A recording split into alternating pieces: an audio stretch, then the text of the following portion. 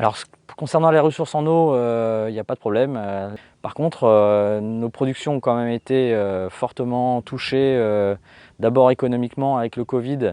Ça risque de s'étaler dans le temps.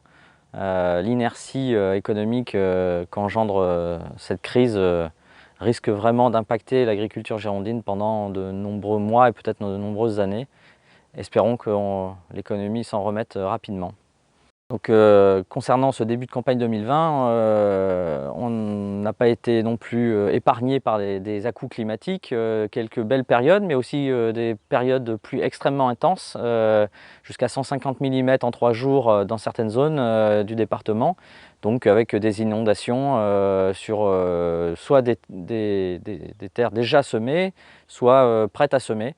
L'impact est fort sur l'ensemble du département, que ce soit autour de l'estuaire de la Gironde, dans la Haute-Lande, le Médoc était fortement impacté.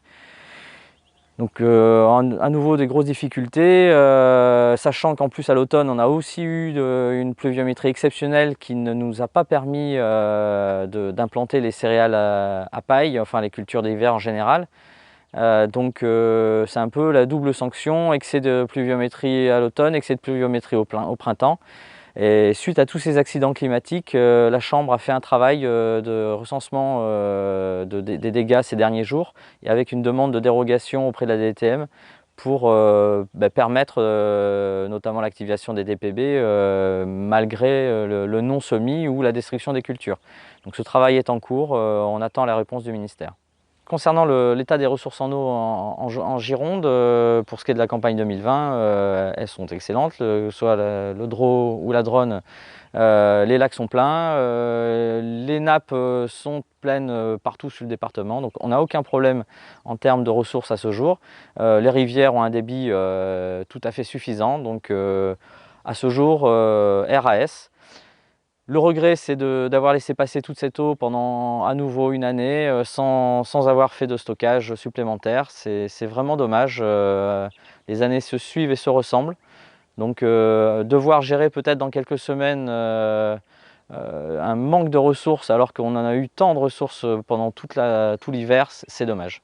Concernant l'appui aux irrigants que la Chambre propose, comme les années précédentes, l'agence de bassin soutient l'action de la Chambre d'agriculture. La Chambre est à la disposition de tous les irrigants pour piloter au mieux l'irrigation pendant cette campagne 2020.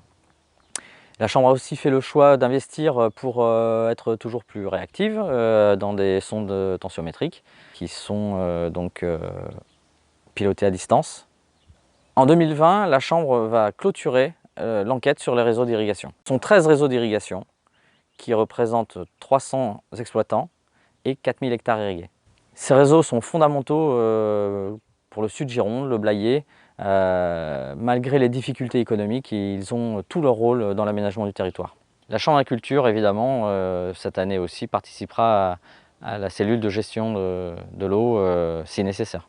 Justement à ce sujet, il y a une consultation publique concernant le bassin d'Ordogne et nous vous invitons à participer à cette consultation publique qui se terminera le 5 juin.